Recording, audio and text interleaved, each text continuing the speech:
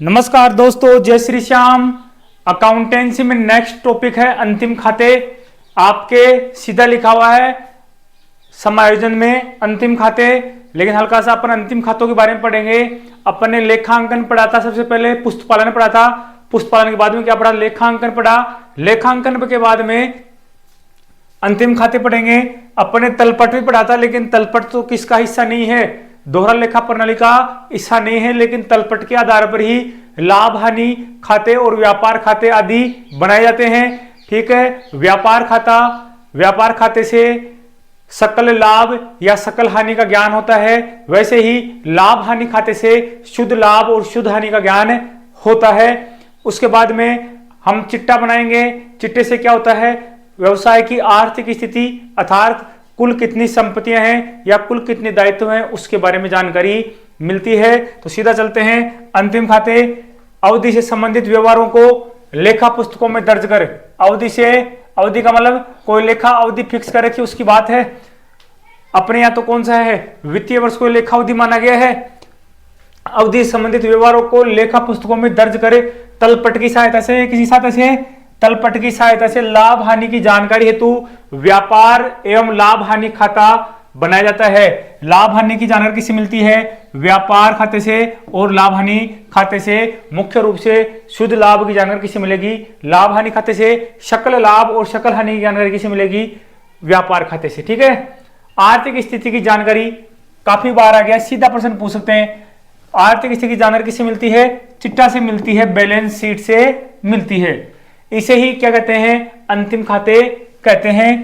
Next चलते हैं। जो व्यापारिक संस्थाएं माल का क्रय विक्रय करती हैं, जो व्यापारिक संस्थाएं माल का क्या करती हैं? क्रय विक्रय करती हैं, उन्हें एक खाता अलग रखना पड़ता है। इसके अतिरिक्त इन खातों के अलावा वह एक खाता अलग रखती है, उसको बोलते हैं निर्माणी खाता। क्या बोलते हैं? Manufacturing account. क्योंकि क्यों रखते हैं? इसके अतिरिक्त क्रय माल तैयार कर निर्माण के पश्चात विक्रय करती हैं। वे उक्त के अतिरिक्त जो ऊपर अपन ने बात करी तीनों अकाउंटों की, उसके अलावा एक निर्माणी खाता अलग से रखते हैं, जिससे पता चल जाए कि वस्तु की लागत क्या रही है, पर वस्तु की कॉस्ट क्या पड़ रही है। ठीक है, तो अंतिम खातों की रचना दोहरा लेखा प्रणाली का अंतिम हिस्सा है, अंतिम अवस्था है। इसे सारांश भी कहते हैं। जो लेखा प्रणाली के अपन ने पुस्तपालन पढ़ा, लेखांकन पढ़ा, उन सब का इसमें सारांश निकाला जाता है कि क्या लाभ हो रहा है, क्या हानि हो रही है, किसे क्या देना है, कौन अपने से मांगता है।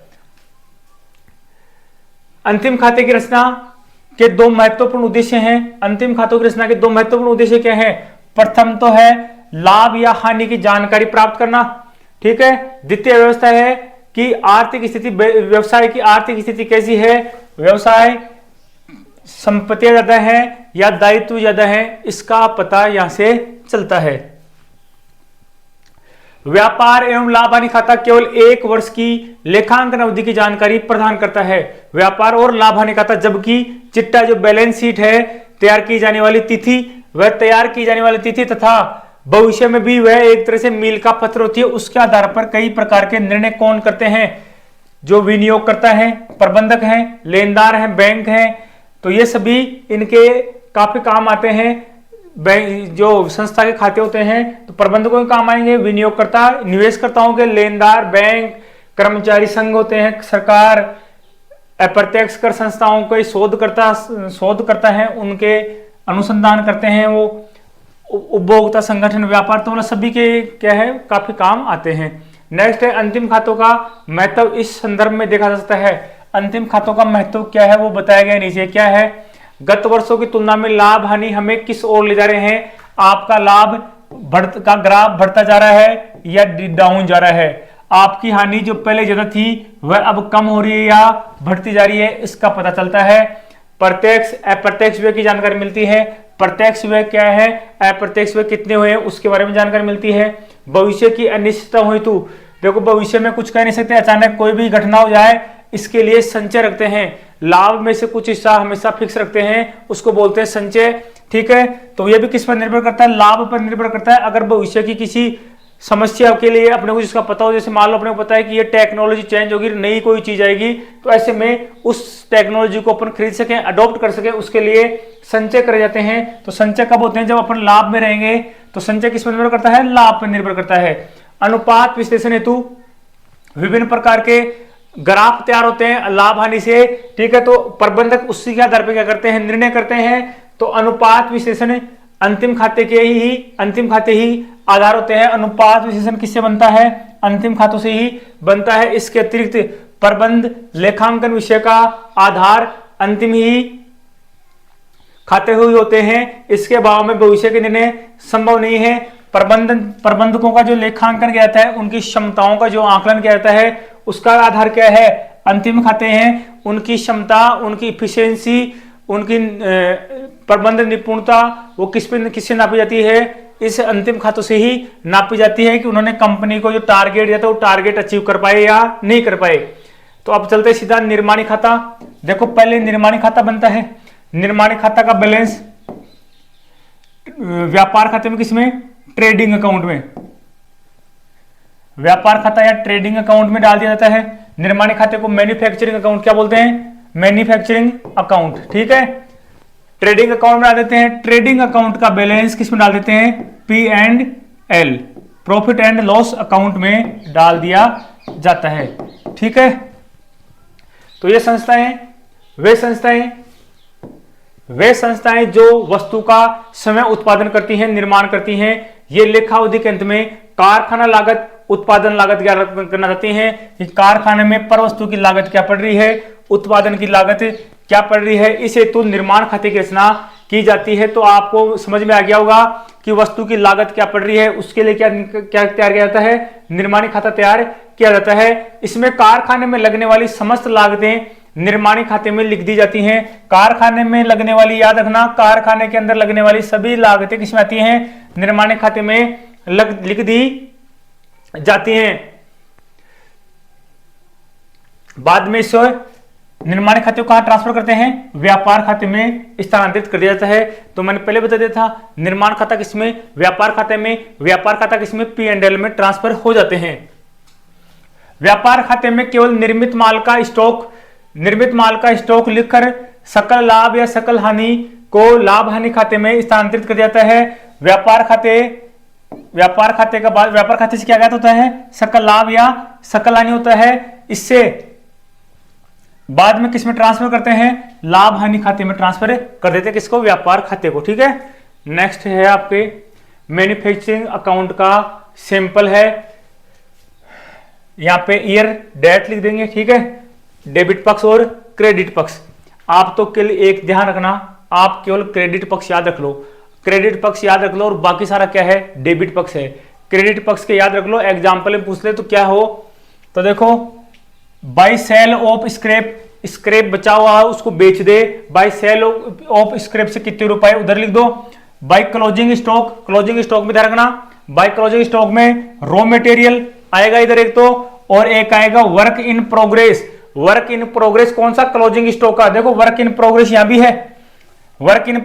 भी है, रॉ मटेरियल यहां भी है, लेकिन ये कौन सा है, ओपनिंग वाला है। ओपनिंग वाला तो डेबिट पक्ष में, और क्लोजिंग वाला रॉ मटेरियल और वर्किंग इन प्रोग्रेस का आएगा, क्रेडिट पक्ष में आएगा। इन दोनों को इधर लिख दो, और जो बाकी बच गया वो सारा किधर आना है, वह सारा डेबिट पक्ष में आना है, ठीक है। सारा डेबिट पक्ष में लिख दो। साथ में ध्यान रखना, कैरीज इनवार्ड तो क्या होता है, ऐड, अपने पास आ रहा है वो तो ऐड हो जाएगा, ठीक है। और जो रिटर्न कर दिया किसी ने वो क्या है, परचेज रिटर्न क्या है, अपने पास कम हो जाएगा। तो अपने जो परचेज रॉ मटेरियल है उसमें थोड़ा ध्यान रखना। एक इसी में ध्यान रखना है, जो इनवार्ड है वो तो ऐड होगा, और जैसे मान लो इनवार्ड की सामग्री कितनी गई, 5000 की आई, ठीक है, और रिटर्न कितने आए, बोले रिटर्न आई 4000, कितने आए, 4000 के आए। तो ऐसे में to purchase of raw material कितना बच गया, इनका अंतर कितना हो गया, इनका अंतर हो गया 1000 रुपए, कितना हो गया, 1000 रुपए हो गया। तो इसका मान कितना हो जाएगा, 1000 हो जाएगा, ठीक है। तो इसका याद रख लेना। और बाकी सारे क्या है, ये प्रत्यक्ष व्यय हैं, ये क्या है, सारे व्यय हैं, तो वो किस में आ जाते हैं, ये डेबिट में आएंगे। मैंने बताया था जो भी व्यय होते हैं, जो भी व्यय होंगे क्या है, खर्चे हैं, खर्चे कितने आएंगे, डेबिट पक्ष में आएंगे, ठीक है। तो ये direct labour, factory rent, factory overhead, factory insurance आप पढ़ लेना, बताने की जरूरत नहीं है। आप तो मैं बता दूं आपको, 3 चीजें याद रख लो, by sale of scrap, by closing of stock, ठीक है। तो ऐसे मान लो इन सब का ऐड कर लेंगे, ठीक है। या ऐसे कर लेना, आप जो ये लिखा हो ना परचेज रिटर्न, इसको इधर ले लो आप, इसको भी आप इधर याद कर लेना, इसको आप इधर लिख लेना आपकी बुक में और इसको इधर याद कर लेना। ये हमेशा लेस में होगा। क्या होगा? ऐसा हमेशा लेस में होगा। परचेज रिटर्न हमेशा क्या होता है? लेस में होता है। उधर लेस में होगा तो इधर जुड़ जाएगा, उधर लेस में होगा तो इधर ऐड हो जाएगा। एक ही बात है, ठीक है। तो इधर क्या हो गए? एक तो बाई सेल ऑफ स्क्रैप, एक बाई क्लोजिंग स्टॉक, दोनों, ठीक है। एक परचेज रिटर्न आ गए, इनका ऐड। ये मान लो इनका इधर डेबिट अमाउंट को जोड़ा और डेबिट अमाउंट कितना हो गया? डेबिट अमाउंट मान लो अपने हो गया 15 लाख। कितना हो गया? 15 लाख हो गया। कितना हो गया? 15 लाख हो गया। और इधर इनको जोड़ा, क्रेडिट पक्ष को जोड़ा, क्रेडिट पक्ष को जोड़ा। एग्जाम्पल ही नीचे एग्जाम्पल में चलते हैं। एग्जाम्पल आपके पास, ऐसा एग्जाम्पल तो आपसे पूछेंगे नहीं, ये तो कॉमर्स के स्टूडेंटों के काम आता है। क्या लिखा हुआ है? निम्नलिखित सूचनाओं से निर्माणी खाता 31 मार्च 2017 को समाप्त हुआ है, उसके आधार पर बनाइए। तो इसमें वो सारे खर्चे हैं, opening stock of raw material, ठीक है, opening stock of work in progress. तो मैंने बताया था ओपनिंग स्टॉक के दोनों तो किधर आते हैं? डेबिट में आते हैं, ठीक है। अपने को तो इसमें क्या है? देखो, sale of waste material sale करा है, क्रेडिट में जाएगा, ठीक है। परचेज ऑफ रॉ मटेरियल से कोई मतलब नहीं है, तो अपने को देखो ये इनवार्ड है, डेबिट में रहेगा। अपने को उधर का देखना है, उधर क्या आना है? क्रेडिट पक्ष में क्या आना है? तो क्रेडिट पक्ष में closing stock of raw material, ठीक है, और closing stock of work in progress. ये किधर आ जाएंगे? इधर आ जाएंगे। तो देखो, by work in progress, by sale of waste material, by cost of production, ये तो बाद में निकलेगा। बाय कॉस्ट ऑफ प्रोडक्शन तो बाद में निकलेगा। दो ही एंट्री थी यहां पे, दोनों एंट्री लिख दी। By work in progress, by work in progress कितना हो गया? 2.5 लाख हो गया। By sale of waste material कितना आ गया? 15,000 आ गया। इधर का ऐड कर लेते हैं। इधर क्या क्या ऐड है इनको और देख लेते हैं। ये 60,000 इसने इधर लेस कर दिए हैं। जो 60,000 अपने ये आए थे यहाँ पे 60,000 closing stock of raw material, उसको किधर ले लिया है? इधर ले लिया। यहाँ लेस लिखा हुआ है तो कम कर दिया। यहाँ पे एक ही बात है, या इधर ऐड कर लो, या 60,000 अपन कहां लिख देते थे? यहां लिख लेते, एक ही बात है, ठीक है। तो ये सारी एंट्री होगी, ये सारी एंट्री हुई। इनका योग कितना आया? इनका योग आया 15,87,000। 15,87,000 आया। और अपना इनका योग जो आया, अपने इनका योग जो आया, ठीक है, उसमें से ये घटा दो, जो बच गया बाय कॉस्ट ऑफ प्रोडक्शन है। वही क्या है? कॉस्ट किसकी है? प्रोडक्शन की कॉस्ट है। वही प्रोडक्शन क्या है? कॉस्ट है। उसको कैसे लिखेंगे? बाय कॉस्ट ऑफ प्रोडक्शन लिख देंगे। जो ये मान लो कितने हो गए? 265 हो गए, कितने हो गए? 2,65,000 हो गए। 2,65,000 क्या कर दो? इसमें से कम कर दो, ठीक है। तो कितने आ गए? एग्जैक्ट आंकड़ा नहीं है, कोई संख्या में दिख रहा नहीं है, साफ है ना।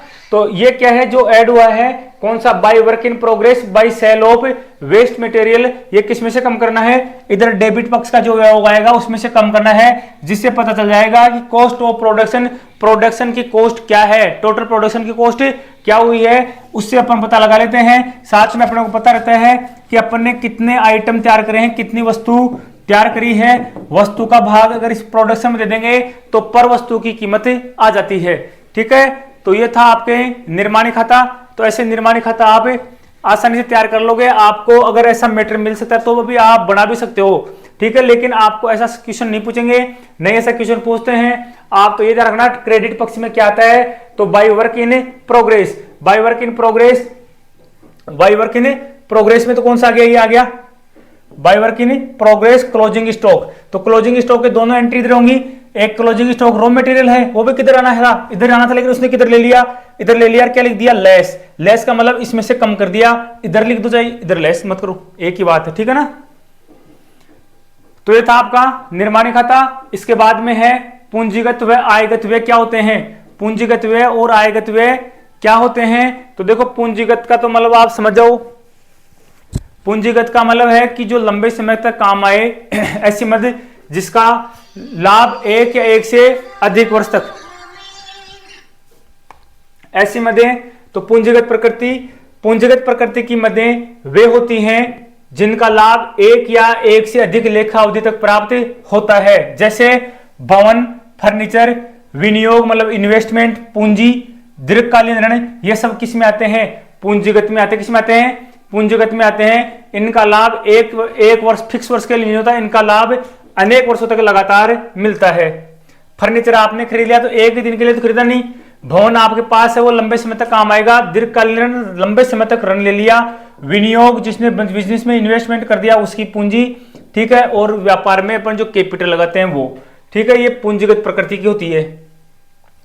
इसके साथ ही स्थायी संपत्ति की क्षमता वृद्धि पर किया गया वह स्थायी संपत्ति, आपके पास जो स्थायी संपत्ति पहले थी उसकी क्षमता में कुछ वृद्धि करने के लिए, उसकी क्षमता में कुछ वृद्धि करने के लिए आपको उसको वृद्धि करने, जनरेटर और ले लिया आपने, और कुछ उसमें ऐसे परमानेंट आइटम ले लिया, ठीक है। या जीवन काल बढ़ाने के लिए आपके पास पहले कोई गाड़ी थी, उसमें क्या है, डीजल पेट्रोल का इंजन लग रहा था, अब उसमें आपने क्या लगा लिया, डीजल का इंजन लगा लिया, ठीक है। जीवन काल बढ़ाने के लिए आपने बड़ी रिपेयरिंग कर ली, ज्यादा मात्रा में पैसे लगे, तो भी किस में आता है? पूंजीगत व्यय में आता है। कुशलता में व्यय करने के लिए किया गया खर्चा, ठीक है। मितव्ययता पर, व्यापार संचालन में मितव्ययता पर किया गया खर्चा, आपका पैसा कम खर्च हो इसके लिए किया गया खर्चा, सब किस में आएंगे? इसी में आएंगे।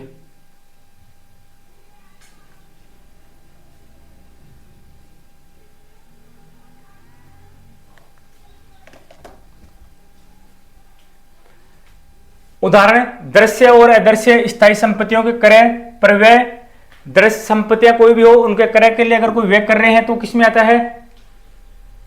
इसी में आएगा पूंजीगत में। मितव्ययता हेतु आपने कम पैसे लगे, कम खर्चा हो, तो आपने पेट्रोल की कार के लिए डीजल का इंजन लगवाना है, तो क्या है, आपके लंबे समय तक काम आएगा, तो पूंजीगत व्यय है। मकान का नक्शा एक बार काम नहीं बनवाते हैं, लेकिन वो नक्शा क्या है, हर साल के लिए, मतलब हमेशा के लिए बना है, तो ऐसे में क्या है, वो नक्शा आपके हमेशा के लिए काम आता है। आपने फर्स्ट फ्लोर बनाया, बाद में आपने सेकंड फ्लोर का भी एक साथ सबका नक्शा बना हुआ है, तो क्या लंबे समय तक काम आता है। एक साल के लिए काम में नहीं आता, भवन के लिए होता है, तो भवन लंबे समय तक काम आता है, तो ऐसे में नक्शे में लगा हुए कई सालों तक चलता है। शिल्पकार को दी गई फीस, निर्माण करने वाले को दी गई फीस। संपत्ति क्रय में स्टाम्प ड्यूटी, ठीक है, संपत्ति क्या है, स्थायी आइटम, उसमें लगी स्टाम्प ड्यूटी भी क्या कहलाएगी? पूंजीगत व्यय कहलाएगी। स्थापना व्यय, कोई मशीन वगैरह स्थापित कर रहे हैं तो उस समय लगने वाला लाने ले जाने का सारा व्यय किसमें आता है? पूंजीगत व्यय में ही आता है। कोई मिस्त्री आके स्थापित करेगा तो भी संपत्ति की कीमत में ही शामिल करा जाएगा उसको ना। वे कार्यकुशलता बढ़ाने के लिए पुर्जे बदलना, मशीनों के बड़े बड़े पुर्जे बदलना, जिनकी रेट क्या है ज्यादा, छोटे मोटे छुटपुट होते हैं उनको तो नहीं मानते, लेकिन बड़े होते हैं जिनके पुर्जे बदलना किसमें आता है? बड़े बड़े पुर्जे बदलना भी पूंजीगत व्यय है। कौन सा व्यय है? पूंजीगत व्यय है। इसके विपरीत आयगत प्रकृति, आयगत प्रकृति क्या है? जो डेली खर्च होते हैं। कार्यशील पूंजी जिसके बारे में अपन ने बात करी थी, किसी को वेतन दे दिया, गाड़ी का भाड़ा हो गया, आने जाने का खर्चा हो गया, ठीक है, तो ये सारे किसी में आते हैं? आयगत व्यय में आते हैं। क्या क्या आ गया इसमें? एक साल तक चलते हैं, उसी साल, जिनका लाभ केवल उसी लेखा अवधि में प्राप्त होता है। क्या है? क्रय विक्रय, मजदूरी, वेतन, पूंजीगत और आयगत प्रकृति के मध्य वेतन आदि है ना, यहां तक है। पूंजीगत एवं आयगत प्रकृति के मध्य व्यय एवं प्राप्ति के रूप में वर्गीकृत की जा सकती हैं। इनको आगे अलग से वर्गीकृत कर रखा है। पहला है आयगत व्यय। आयगत व्यय क्या है? तो ऐसे व्यय जिनका लाभ उसी लेखा अवधि एक वर्ष में प्राप्त होता है उसे आयगत व्यय कहते हैं। इसे आवर्ती व्यय भी कहते हैं, रिकरिंग एक्सपेंडिचर भी कहते हैं।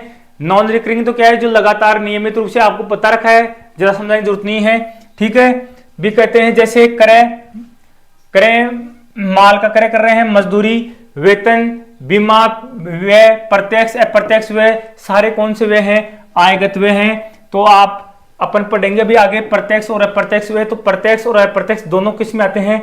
आयगत व्यय में आते हैं। तो आप पढ़ेंगे तो अपने समझ में आ जाएगा कि कौन कौन से व्यय इसमें शामिल हैं। इसके अतिरिक्त स्थायी संपत्तियों के मरम्मत और रखरखाव पर किए गए खर्चे। देखो, स्थायी संपत्तियों के पुर्जों में कोई बदलाव हो रहा है, बाहरी इनमें कोई अलग टाइप का हो रहा है, तब तो बड़ा व्यय अलग टाइप का हो रहा है, तब तो किसमें लेते हैं? पूंजीगत में लेते हैं। लेकिन छोटी मोटी मरम्मत होती रहती है, उनका रखरखाव करते हैं, वो उस पर किया गया खर्चा आयगत प्रकृति का होगा। आयगत व्यय व्यवसाय की लाभार्जन क्षमता को बनाए रखने एवं पूंजी व्यय लाभार्जन क्षमता बढ़ाने के लिए किए जाते हैं। आयगत व्यय तो क्या होता है, लाभ अर्जन की क्षमता को बनाए रखने के लिए, लाभ अर्जन की क्षमता लाभ लगातार प्राप्त किए जा सके इसके लिए आता है। साथ में पूंजीगत जो व्यय होते हैं वो क्या होते हैं, लाभार्जन की क्षमता बढ़ाने के लिए। पहले मशीन कम काम करी थी, अब हेवी मोटर ले आए, हेवी मशीन ले आए, वो ज्यादा काम करेगी तो लाभार्जन की क्षमता बढ़ गई। अब उसमें क्या है, आप लाभ ज्यादा कमा पाओगे। और उसमें क्या है, वे आयगत व्यय है वह लाभार्जन की क्षमता बनाए रखता है। क्या रखता है, क्षमता बनाए रखता है। क्षमता बढ़ाने का काम किससे होता है, पूंजी से, पूंजीगत व्यय से। स्थगित व्यय, स्थगित आयगत व्यय और डेफर्ड रेवेन्यू एक्सपेंडिचर, आप इंग्लिश में याद रख लेना, डेफर्ड रेवेन्यू एक्सपेंडिचर। देखो कई बार क्या है, संस्था ऐसे खर्चा कर देती है, जैसे विज्ञापन पे बहुत मोटा पैसा खर्च कर दिया, 5 लाख रुपए खर्च कर दिए, लेकिन वह आप जानते हो 1 साल तो काम आएगा नहीं। वह तो एक कंपनी के लिए ब्रांड है, लगातार प्रचार प्रसार हुआ है, तो वो हर साल कहीं ना कहीं वो काम आएगा। तो जैसे मान लो 5 लाख का प्रचार हुआ तो 5 साल तक उसका मान सकते हैं कि मोटा मोटा कि 5 साल तक उसका प्रभाव रहेगा। तो ऐसे में हर साल उससे राशि कम कम कर दी जाएगी। जैसे पहले साल में 1 लाख खर्चा मान लेंगे, 4 लाख है, उसे चिट्टे के संपत्ति पक्ष में, चिट्टे के संपत्ति पक्ष में रख लेंगे। तो देखो आयगत प्रकृति के व्यय जिनका लाभ कई वर्षों तक संस्था को प्राप्त होता है, जिनका व्यय लाभ कई वर्षों तक संस्था को प्राप्त होता है, जो अधिक राशि में व्यय किए जाते हैं। राशि क्या होती है, अधिक मात्रा में राशि खर्च होती है, स्थगित आयगत व्यय कहलाते हैं। अतः संपूर्ण राशि चालू वर्ष के लाभ हानि खाते में दिखाना, सारी राशि को अगर अपन लाभ हानि खाते में दिखा दें, ठीक है, तो वो क्या है, सही नहीं रहता है, उचित नहीं रहता है। इस हेतु जितने वर्षों तक इसका लाभ मिलेगा और मिलने का अनुमान है, तब तक इसे अनुपातिक रूप से व्यवसाय की नीति के अनुसार जो आपने निर्धारण कर रखा है उसके आधार पर आप उसे लिखोगे। जैसे मान लो आपको पहले साल 1 लाख मान रहे हो, तो 1 लाख रुपए की मान लो हानि हो गई, 1 लाख रखोगे, ठीक है। नेक्स्ट आपने एक साल एक लाख रुपए कम करते जाएंगे, और जो बाकी राशि है, बाकी राशि संपत्ति पक्ष में, याद रखना किस पक्ष में, संपत्ति पक्ष में, कृत्रिम संपत्ति के रूप में, किसके रूप में, कृत्रिम संपत्ति के रूप में प्रदर्शित की जाएगी। क्वेश्चन यहीं से पूछा जाएगा। इन व्ययों के नए उत्पादों पर इसमें क्या क्या शामिल है, भारी विज्ञापन व्यय, किसके लिए, व्यापार प्रारंभ करने हेतु किए गए प्रारंभिक व्यय। इसके अलावा व्यापार प्रारंभ करने के लिए किया गया प्रारंभिक व्यय भारी मरम्मत व्यय, अनुसंधान पर व्यय किया गया, ये सभी इसी श्रेणी में आते हैं। इसके अतिरिक्त प्राकृतिक आपदा, कोई ऐसी प्राकृतिक आपदा जाए, भूकंप आ जाए, भवन का नुकसान हो जाए, ठीक है, वैसे भूकंप आ गया, अतिवृष्टि हो गई, मशीनें फर्नीचर आदि में कोई बड़ा नुकसान हो जाता है, तो ऐसे में उस नुकसान को एक वर्ष में न दिखाकर आगामी वर्षों में भी दिखाते हैं, जिससे क्या है, अचानक लाभ कम न हो, अचानक लाभ कम न हो, कंपनी की रैंक गिरती से, तो ऐसे में उस हानि को हर वर्ष में थोड़ा थोड़ा अपलिखित कर दिया जाता है। पूंजीगत प्राप्ति, देखो पूंजीगत प्राप्ति का मतलब मोटी रकम प्राप्त होगी। मोटी रकम कैसे प्राप्त होगी, या तो लोन से प्राप्त होगी, या तो किसी होगी, लोन से प्राप्त होगी आपको, या आप कोई पुरानी संपत्ति उसको बेच देते हो तब प्राप्त होगी। तो याद रखना, पूंजीगत प्राप्तियों में वे प्राप्तियां होती हैं, पूंजीगत प्राप्तियों में वे प्राप्तियां होती हैं जो व्यवसाय में पूंजी के रूप में, ऋण के रूप में एवं स्थायी संपत्तियों के विक्रय से प्राप्त होती हैं। कैसे प्राप्त होंगी आपको, पूंजी के रूप में, ऋण के रूप में, ठीक है। स्थायी संपत्तियों के विक्रय, स्थायी संपत्ति है, माल के विक्रय से नहीं है, स्थायी संपत्तियों के विक्रय से प्राप्त होती है। पूंजी एवं ऋण से प्राप्ति व्यवसाय के दायित्व होते हैं। अगर पूंजी निवेश करते हैं, ठीक है, शुरुआत में कैपिटल इनकम होती है, या ऋण प्राप्त करते हैं, वह व्यवसाय के लिए क्या होता है, दायित्व होता है। आपको बता रखा पहले से, संपत्ति एवं संपत्ति विक्रय। अगर संपत्ति विक्रय करके इन्वेस्ट किया जा रहा है, पैसे कमाए जा रहे हैं, पूंजीगत संपत्ति प्राप्त कर रहे हैं, तो ऐसे में संपत्ति में क्या होती है, कमी होती है।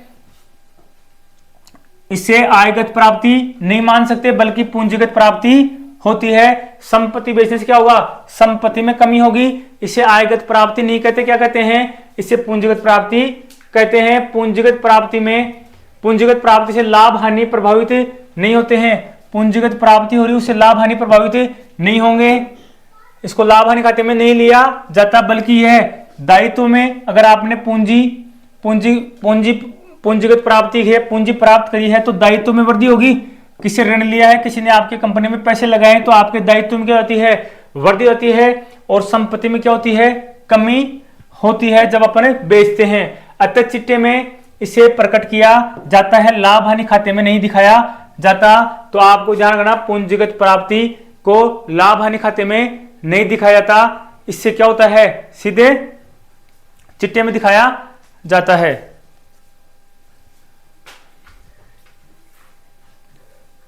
नेक्स्ट है आयगत प्राप्ति। आयगत प्राप्ति, रेवेन्यू रिसीप्ट्स।